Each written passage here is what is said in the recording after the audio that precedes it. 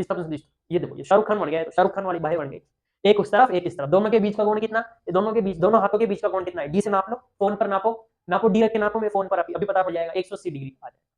अच्छा सर ठीक है। धन आवेश पर वैद्युत क्षेत्र की दिशा में बल लगता है, कौन सा बल, वैद्युत बल, यानी कि मार्केट से लाकर, बाजार से अगर लाकर के इस नियत वैद्युत क्षेत्र में अगर बाजार से लाकर के कोई आवेश मैंने छोड़ दिया लाकर के, तो वो खुद ब खुद वैद्युत क्षेत्र की दिशा में आकर्षित होकर विद्युत आकर्षण वैद्युत बल लगाकर चल देगा, लाकर के छोड़ दूंगा तो चल देगा, लेकिन अपन इसको जाने नहीं देंगे, अपन इसको रोकेंगे।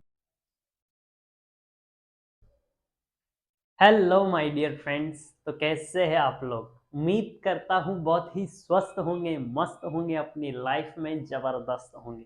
तो चलिए शुरू करते हैं आज का topic, lecture number 03, third lecture बच्चों अपने चैप्टर नंबर 2 का, क्लास 12 फिजिक्स, अध्याय 2, कक्षा 12, स्थिर वैद्युत विभव तथा धारिता, इलेक्ट्रोस्टैटिक पोटेंशियल एंड कैपेसिटेंस। इस चैप्टर का बच्चों अपना थर्ड लेक्चर है। अभी तक मैंने आपको बताया विभव अंतर क्या होता है और वैद्युत विभव क्या होता है, उसका भौतिक अर्थ बताया था मैंने लास्ट लेक्चर में, ठीक है। और आज हम देखेंगे बच्चों वैद्युत क्षेत्र तथा विद्युत विभव में संबंध, किस प्रकार के संबंध रखते हैं ये दोनों, कौन दोनों, एक तो वैद्युत क्षेत्र E और तथा वैद्युत विभव V, ये दोनों आपस में, इन दोनों को मिलाकर के जो फॉर्मूला बना वो क्या बना, दोनों के बीच में कैसा संबंध है, क्या फॉर्मूला है, वो आज हम देखें। तो चलिए शुरू करते हैं बच्चों आज का टॉपिक। कंफ्यूजिंग सा होता है, मेरे टाइम पे भी बहुत कंफ्यूजिंग लगा था मेरे को कि आखिर आया कैसे। हाँ, रटने को रट लिया था फॉर्मूला, हाँ भाई ई बराबर वी बराबर माइनस ई डेल्टा आर माइनस ई डेल्टा आर, लेकिन आया कैसे उसकी फील नहीं आती थी, ठीक है। तो मैं पूरी कोशिश करूंगा, ये लेक्चर अपना इसी को डेडिकेटेड रहेगा, ठीक है। बहुत डिटेल में समझाऊंगा कि अच्छा, at the end of the lecture आप खुद ही बोलोगे अच्छा अब पता पड़ा कि आखिर ये क्यों बोला जाता है बार बार, ये फॉर्मूला आया कैसे, ठीक है। और कोशिश करेंगे कुछ सवाल भी करें, आज नहीं तो कल कर लेंगे, लेकिन करेंगे जरूर इस पर भी सवाल, ठीक है। लेकिन उससे पहले समझते कि आखिर ये आया कैसे, ई वी और ई आपस में किस हिसाब से रिलेट करते हैं, आइए देखते हैं। तो अपन क्या करेंगे, शुरुआत करेंगे। उससे पहले देखो बच्चों, आपको थोड़ा बहुत पता होना चाहिए कि विभव अंतर क्या होता है और वैद्युत विभव क्या होता है। थोड़ा सा एक रिकैप देख लेते हैं, ठीक है। मान लेते हैं ये क्यू आवेश है और ये इसका विद्युत क्षेत्र है, ये यहां तक इसका विद्युत क्षेत्र फैला हुआ है। सर इससे आगे नहीं है क्या? इससे आगे भी होगा, लेकिन अपन यहाँ पे कंसिडर कर लेते हैं भाई यहीं तक, हो सकता है इसके आगे भी हो, ठीक है, मतलब यहां तक तो है ही। इस पर दो बिंदु है, बिंदु ए और बिंदु बी।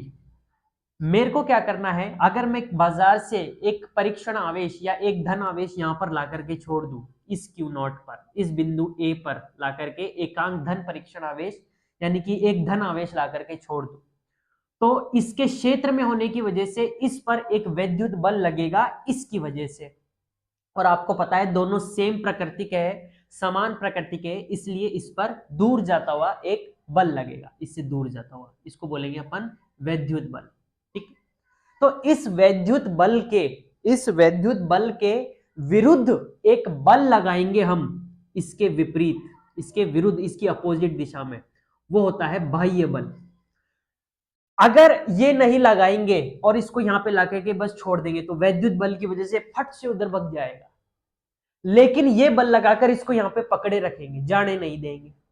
तो बाह्य बल लगाकर एक तो इसको रोके रखा यहां पर, प्लस में रोके ही नहीं रखा, साथ ही साथ इसको खींच खींच के इस बिंदु बी तक भी लेकर के गए, ऐसे ऐसे इसको पकड़ करके बिंदु बी तक भी लाया इस, और धीरे धीरे, ऐसे नहीं एकदम से यूं खींच के लिया है बिंदु बी पर, ऐसे नहीं, बिल्कुल धीरे धीरे, ठीक है। इस हिसाब से लाए कि इसकी गतिज ऊर्जा में परिवर्तन नहीं आया, ठीक।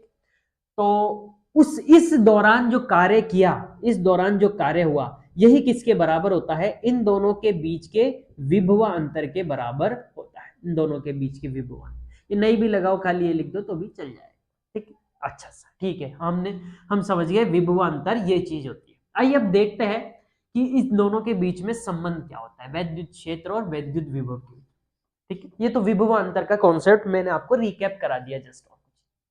अब देखो बच्चों, ये जो संबंध है ना, ये अपन दो केसेस में देखेंगे, ठीक है। जब अपना वैद्युत क्षेत्र नियत होगा, और एक केस लेंगे जब अपना वैद्युत क्षेत्र नियत नहीं होगा, अनियत होगा, ठीक है, या परिवर्ती होगा, परिवर्ती वैद्युत क्षेत्र, बदलता हुआ वैद्युत क्षेत्र, ठीक है, दोनों केसेस लेंगे। तो चलिए शुरू करते हैं केस फर्स्ट से। केस नंबर फर्स्ट, जब अपना वैद्युत क्षेत्र कैसा होगा, नियत होगा। जब वैद्युत क्षेत्र यानी कि ई अपना कैसा होगा, नियत होगा, उस केस में अपने पास दोनों के बीच में क्या संबंध आएगा, देखते हैं। आइए, नियत वैद्युत क्षेत्र मतलब क्या होता है? नियत वैद्युत क्षेत्र अगर आप बनाना, मैं आपको बोलूं नियत वैद्युत क्षेत्र बनाओ, तो कैसे बनाते हो कि सर अपन खूब सारी लाइंस बना देते हैं जो कि आपस में कैसी होती है, पैरेलल होती है, समानांतर रेखाएं खींच देते हैं, और किन्हीं दो समानांतर रेखाओं के बीच में जो गैप होता है वो सेम होना चाहिए, ठीक है। इन दोनों के बीच में जो गैप होता है वो लगभग कैसा होना चाहिए बच्चों, सेम होना चाहिए। सेम सर, सेम कैसे? सेम का मतलब है कि सर अगर सेम नहीं रहेगा तो इसका मतलब वहां पर वैद्युत क्षेत्र नियत नहीं है। नियत बनाए रखने के लिए ऐसे इक्वी डिस्टेंस पर, यानी कि समान दूरी पर समानांतर रेखाएं खींच देते हैं, और कुछ ही नहीं है। ये बन गया आपके पास, क्या बन गया, ये बन गया आपके पास वैद्युत क्षेत्र। और ठीक है, अच्छा सर ठीक है, मान लिया ये अपने पास वैद्युत क्षेत्र।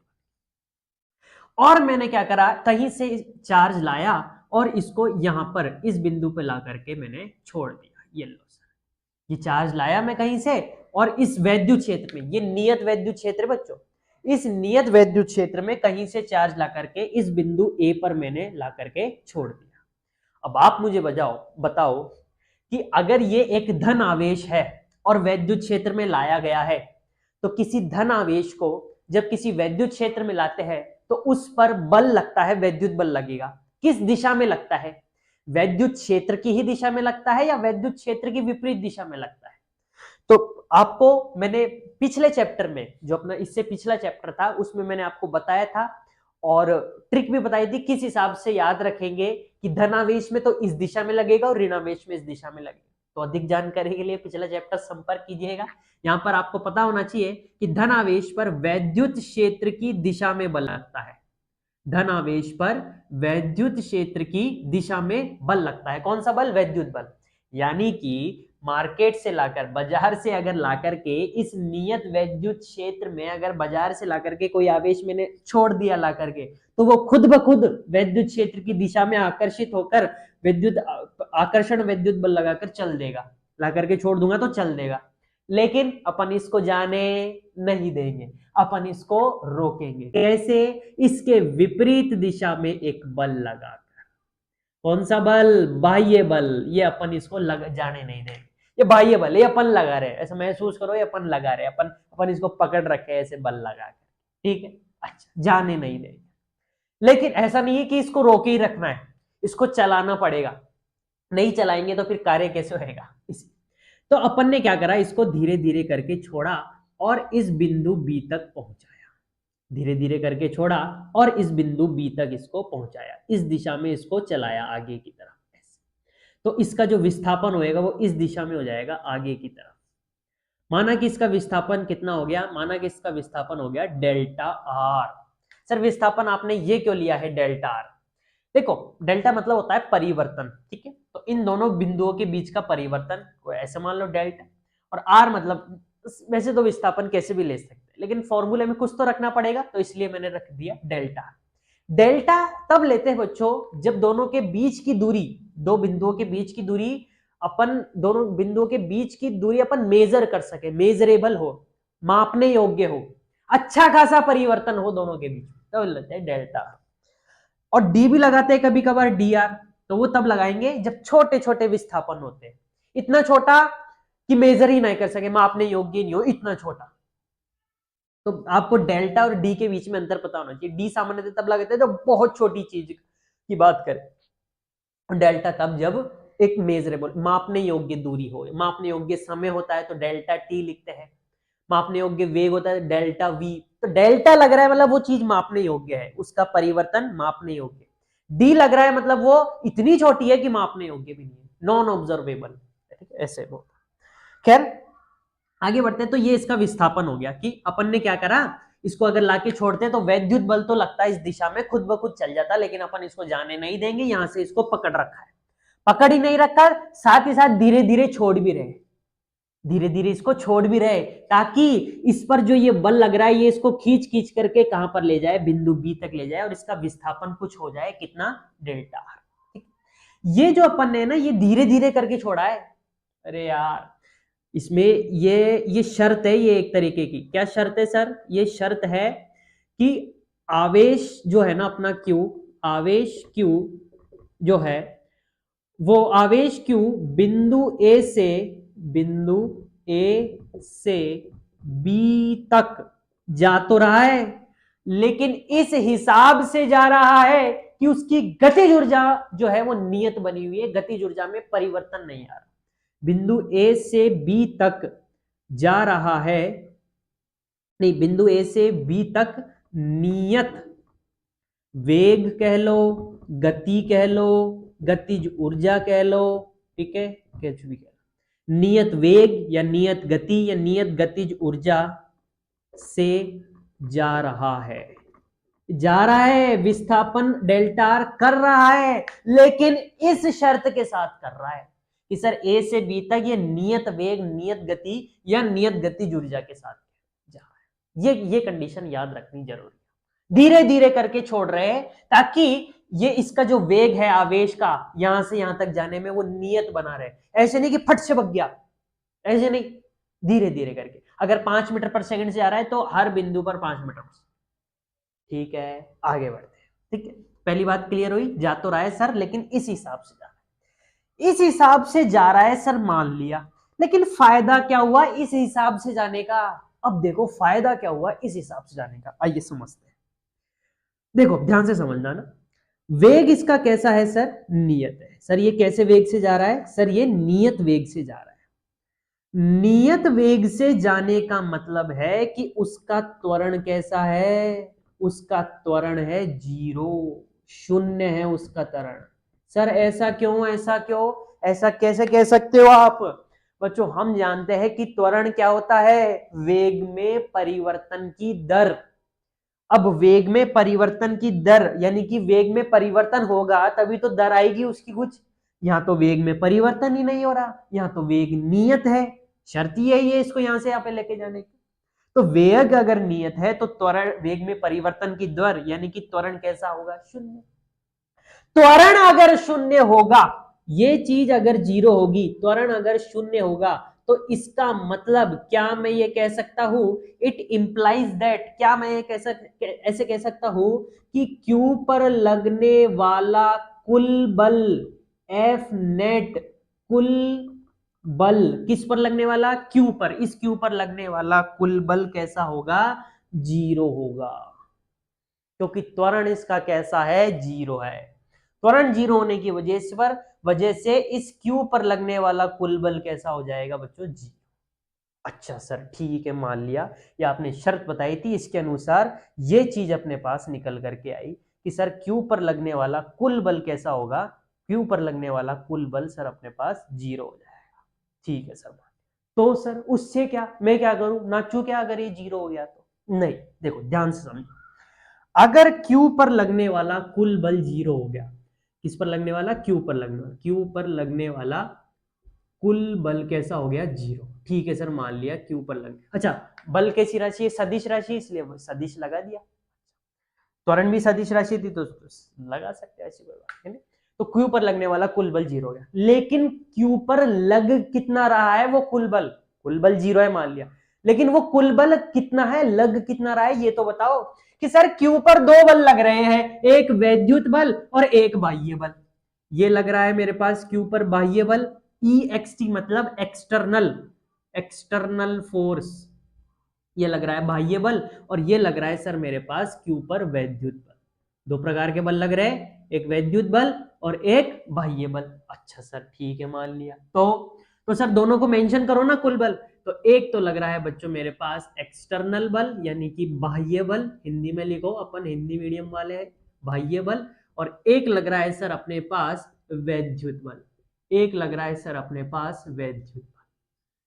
तो ये कुल बल हो गया, Q पर लगने वाला कुल बल कितना है, एक तो ये, एक ये, दोनों का कुल, दोनों का जोड़ किसके बराबर है, 0 के बराबर। यही चीज आई थी। अच्छा सर ठीक है, यही चीज आई थी। तो क्या, ध्यान से देखो। अब यहां से अगर मैं आपसे पूछूं कि बाह्य बल का मान क्या हो जाएगा, तो आप क्या बोलोगे? आप बोलोगे सर इसको मैं उधर भेज दूंगा तो ये मेरे पास आ जाएगा इस माइनस का वैद्युत बल के बराबर। अरे यार, ये प्लस का था, उधर भेज दिया माइनस का। हाँ सर, ये भी ठीक है।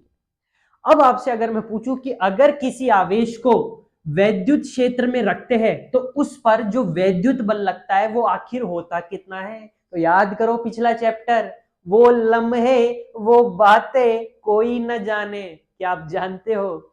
जानते हो तो बताओ कि आखिर वो वैद्युत बल होता कितना है किसी आवेश पर? तो वो होता है बच्चों QE। क्या होता है? Q into E। यानी कि किसी आवेश पर लगने वाला वैद्युत बल बराबर होता है वह आवेश का मान गुणा उस वो जिस वैद्युत क्षेत्र में रखा है उस वैद्युत क्षेत्र का मान, इसके बराबर होता है सर ये वैद्युत बल। ये आपको पता है, ये चैप्टर 1 में बताया था मैंने, ये चैप्टर नंबर 1 में कि F बराबर होता है QE, वहां पर बताया था मैंने। सदिश राशि होती है तो सदिश लगाने। अच्छा सर ठीक है, ये माइनस तो पहले से ही था। तो यानी कि इस Q पर लगने वाला जो बाह्य बल है उसका मान मेरे पास क्या आ गया सर? उसका मान आ गया सर मेरे पास Q इंटू वैद्युत क्षेत्र E, समीकरण नंबर 1। अच्छा सर ठीक है, समझ गया। अब आओ आप किस पर? विभवांतर या वैद्युत विभव के सूत्र पर। तो विभवांतर या वैद्युत विभवांतर कुछ भी कह लो, वैद्युत विभव कह लो, वैद्युत विभवांतर, ठीक है। वैद्युत विभवांतर, इलेक्ट्रिक पोटेंशियल डिफरेंस, वैद्युत विभवांतर की परिभाषा या उसके सूत्र से तो उसका सूत्र क्या था सर? उसका सूत्र हमने देखा था, उसका सूत्र था बच्चों अपने पास, उसके पास उसका सूत्र क्या था? उसका सूत्र था सर विभवांतर, जो डेल्टा वी होता है वो किसके बराबर होता है? विभवांतर। विभवांतर बराबर होता है, अब देखो यहाँ पे अंतर करना है तो अंतर कैसे करोगे? अंतर, किसी भी चीज का अंतर कैसे निकालते हैं कि सर अंतर होता है फाइनल माइनस इनिशियल। अंतिम में से प्रारंभिक को माइनस कर दोगे तो अपने पास दोनों के बीच का अंतर निकल के आ जाएगा। फाइनली ये कहां पर जा रहा है? बी पर जा रहा है। अच्छा सर, और शुरुआत में कहां पर है? ए पर है। तो बिंदु ए पर जो विभव रहा होगा माइनस ए पर, ऐसे करके इसका अंतर निकल गया। किसी भी चीज का अंतर ऐसे ही निकालते हैं, अंतिम में से प्रारंभिक को माइनस कर। ये किसके बराबर होता था सर? ये बराबर होता था इस Q को ले जाने में किया गया कार्य। किसके द्वारा किया गया कार्य? बाह्य बल के द्वारा किया गया कार्य। अरे एक जो कार्य होता है वो किसी बल के कारण ही तो होता है। कोई बल ही तो कार्य करेगा। तो कार्य का जो सूत्र निकल के आता है उसमें भी तो बल ही मौजूद होता है। तो बाह्य बल के द्वारा किया गया कार्य बटे वो आवेश जिस पर कार्य कर रहे हैं। किस आवेश पर कार्य कर रहे हैं? Q पर कार्य कर रहे हैं वो आवेश। Picture clear? अब कक्षा 11 में बल जो कार्य होता है उसका सूत्र क्या पढ़ा था अपन ने? याद करो कक्षा 11 से मैंने आपको बताया था कार्य का सूत्र क्या होता था। कार्य का सूत्र कक्षा 11 में आपने कार्य का सूत्र पढ़ा है क्लास 11th में? जल्दी बताइए, क्लास 11th में क्या सूत्र पढ़ा था? सर हमने पढ़ा था, हमने एक सूत्र पढ़ा था, इसको आप विभवांतर ही रहने दो, इसको आप यहाँ पर विभवांतर ही रहने दो, डेल्टा विभवांतर। ये किसके बराबर आ गया? कार्य का हमने सूत्र पढ़ा था बच्चों, और कार्य का सूत्र होता है बल गुणा विस्थापन। बल और विस्थापन का अदिश गुणनफल। हमने कार्य का सूत्र पढ़ा था, W बराबर होता है बल और विस्थापन का अदिश गुणनफल, ये हमने पढ़ा था। अच्छा सर ठीक है, तो यहां पर क्या क्या है सर? बल तो बल तो लेंगे बच्चों बाह्य बल तो कौन सा लेंगे? बाह्य बल। डॉट प्रोडक्ट करेंगे, अदिश गुणनफल करेंगे इसके विस्थापन के साथ। विस्थापन कितना कर रहा है ये? सर ये विस्थापन कर रहा है डेल्टा आर। कितना विस्थापन कर रहा है? ये विस्थापन कर रहा है सर डेल्टा आर विस्थापन। अच्छा सर ठीक है, समझ गया, डेल्टा आर विस्थापन कर रहा है। तो सर तो क्या करूं मैं? तो कुछ ही नहीं, बाह्य बल का सूत्र कितना आया था समीकरण 1 से? तो समीकरण 1 से बाह्य बल का सूत्र कितना आया अपने पास? आया था सर विभवा अंतर बराबर होता है भाई विभव अंतर बराबर हो जाएगा, बाह्य बल का सूत्र रख दो, माइनस क्यू ई। अच्छा एक चीज तो भूल ही गए बच्चों, नीचे क्यू भी तो है, ये देखो ना, नीचे क्यू भी तो है, तो इसके नीचे भी तो क्यू आएगा। तो बाह्य बल की जगह सूत्र रख दिया, बाह्य बल है ना, ये जो बाह्य बल है, इस बाह्य बल की जगह मैंने बाह्य बल का सूत्र रख दिया, तो Q इंटू ई। फिर इसके आगे क्या है, डॉट डेल्टा आर, और नीचे क्या बैठा है, Q बैठा है।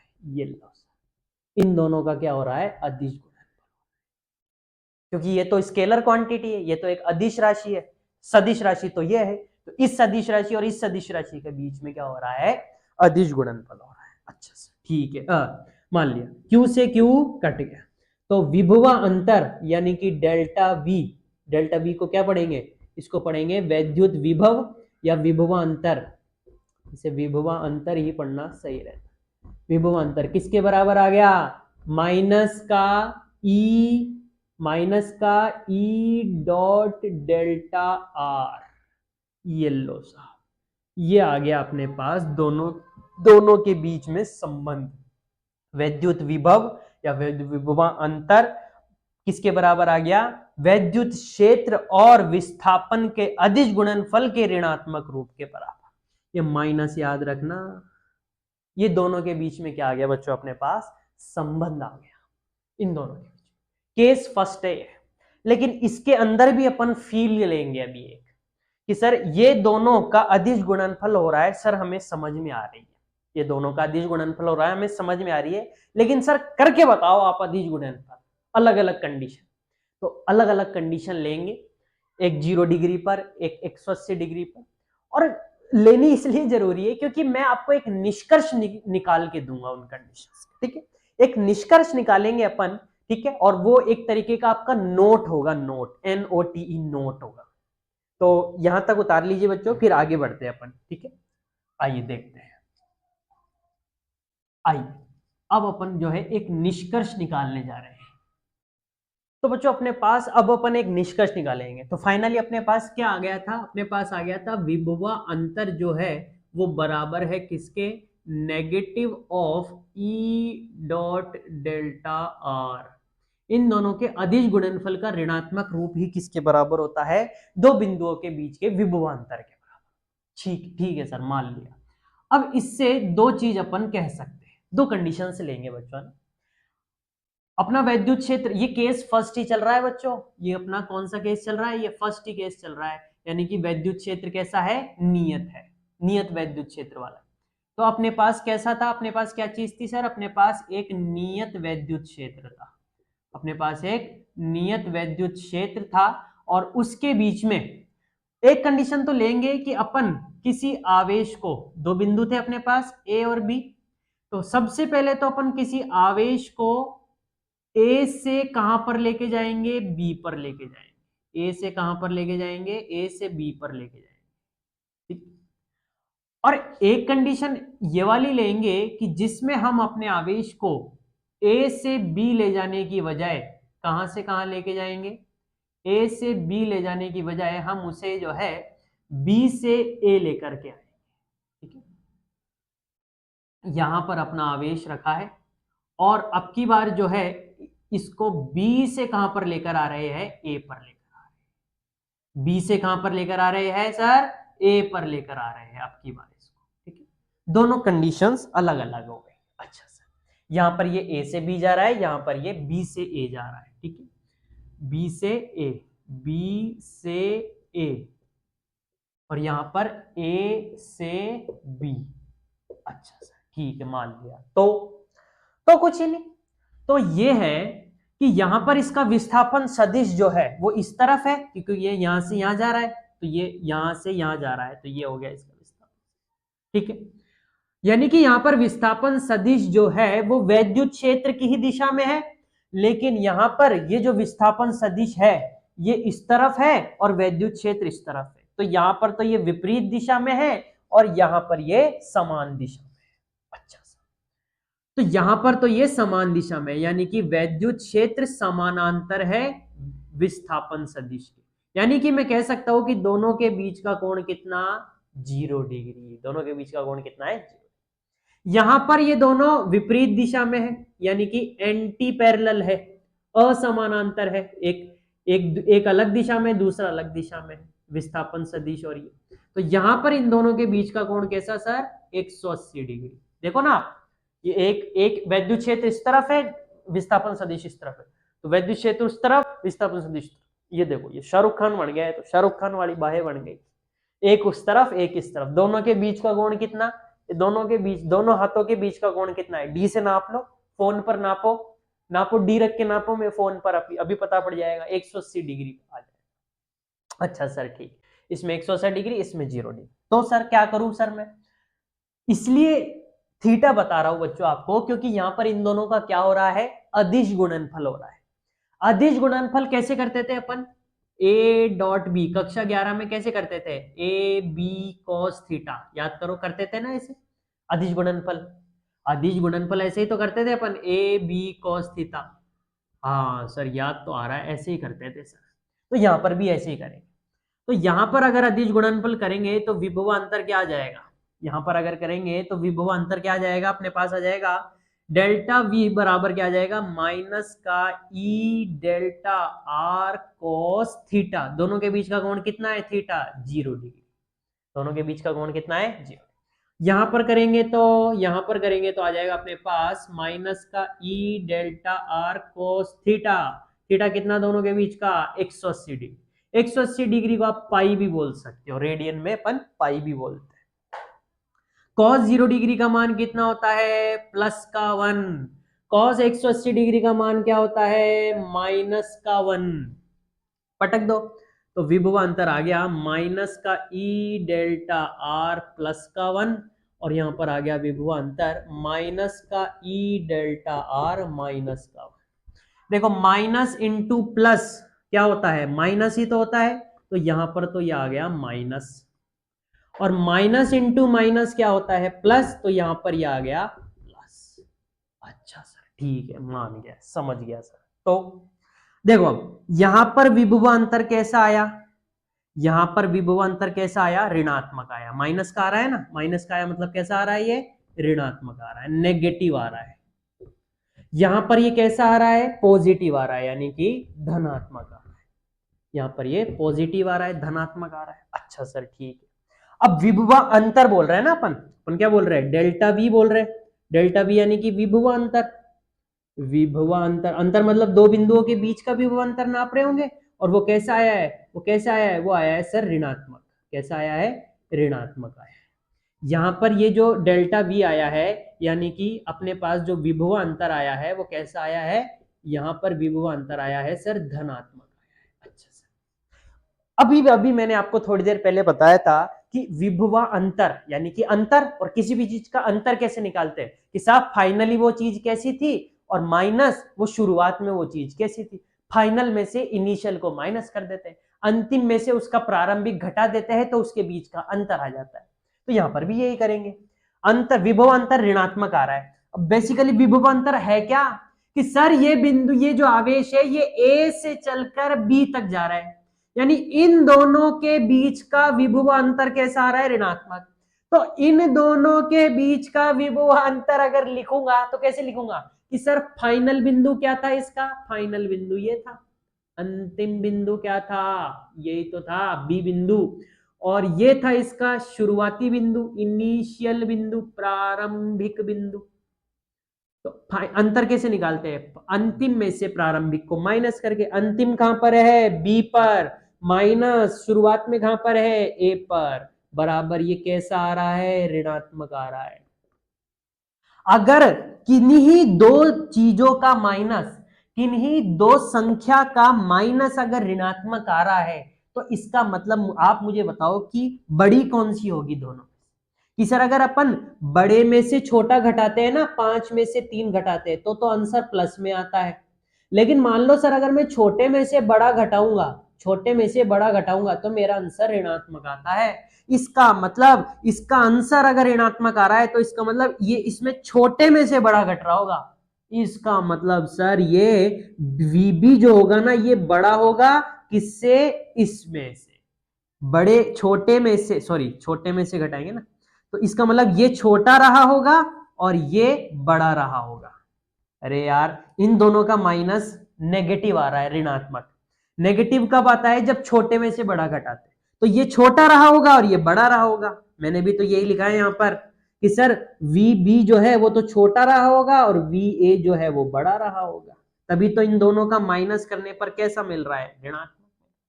सर यहां पर देखे तो यहां पर अगर अंतर लिखोगे तो कैसे लिखोगे? किसी भी चीज का अंतर कैसे लिखते हैं कि सर अंतिम माइनस प्रारंभिक। यहां पर अंतिम क्या है कि सर यहां पर B से A तक जा रहा है, तो ये इसका अंतिम हो गया और ये इसका प्रारंभिक हो गया। हाँ ना बोलो? हाँ। तो सर अंतर होता है अंतिम माइनस प्रारंभिक। यहां पर अंतिम क्या है? यहां पर अंतिम है सर A। यहां पर प्रारंभिक क्या है? यहां पर प्रारंभिक है सर B। अंतिम में से प्रारंभिक को घटाकर, फाइनल में से इनिशियल को घटाकर, तो सर ये कैसा आ रहा है? ये एक धनात्मक राशि आ रही है। अगर ये एक धनात्मक राशि आ रही है, इसका मतलब इसमें कौन सा केस चलेगा? इन दोनों में से इसमें ये वाला केस चलेगा और ये वाला केस यहां पर चल रहा है। छोटे में से बड़ा घटाएंगे तो माइनस आ रहा था, यहाँ पे पॉजिटिव आ रहा है, इसका मतलब बड़े में से छोटा घट रहा है। इसका मतलब VA तो बड़ा है और VB छोटा है। ये हुआ बच्चों इसका मतलब, ये हुआ इसका मतलब आखिर कि सर इस कंडीशन से देखा अपन ने तो अपने पास A बिंदु पर विभव ज्यादा आया और B बिंदु पर विभव कम आया। यानी कि A जो है वो उच्च विभव पर है और B जो है वो निम्न विभव पर है, कम विभव पर है, लो पोटेंशियल पर है। ये तो है लो पोटेंशियल पर और ये है हाई पोटेंशियल पर, उच्च विभव निम्न विभव। सर यहां से देखे तो यहां से भी सर A जो है वो उसका विभव अधिक है और B बिंदु पर विभव जो है वो कम है। ये देखो ना उस तरफ बड़ा है, तो यहां पर भी A बिंदु जो है वो उच्च विभव पर है, हाई पोटेंशियल पर, उच्च विभव पर, और यहां पर भी सर B जो है वो निम्न विभव पर है, यानी कि लो पोटेंशियल पर। सर इस कंडीशन में भी A उच्च विभव पर है, इस कंडीशन में भी A उच्च विभव पर है।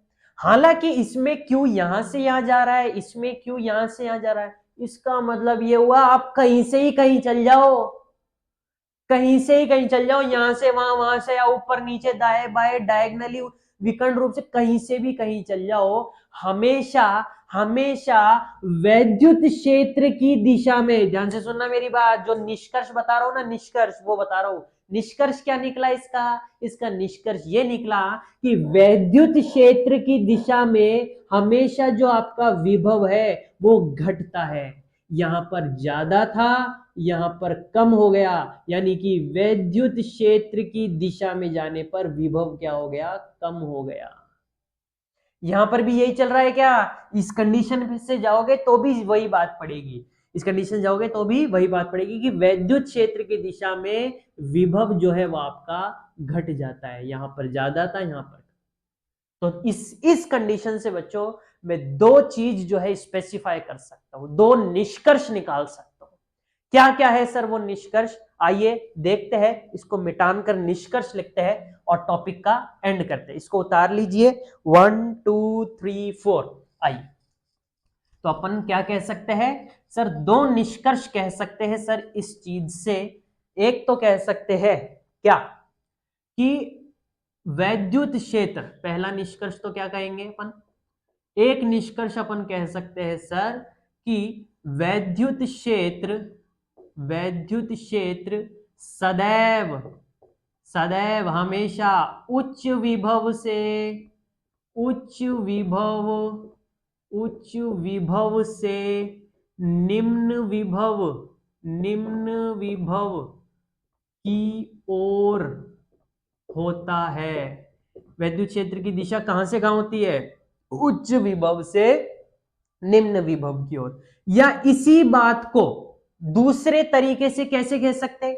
कान यहां से पकड़ने की बजाय अगर घुमा के पकड़ूंगा ऐसे, तो इसी बात को और ऐसे कह सकते हैं, कैसे कह सकते हैं कि वैद्युत क्षेत्र की दिशा में, वैद्युत क्षेत्र की दिशा में वैद्युत विभव वैद्युत क्षेत्र की दिशा में वैद्युत विभव घटता है। इस बात को ऐसे भी कह सकते हैं, वैद्युत क्षेत्र की दिशा में जाने पर हमारा वैद्युत विभव घट जाता है। तो ये दो निष्कर्ष अपन इस पूरी कहानी से समझ सकते हैं। ठीक है, तो ये था बच्चों अपना संबंध।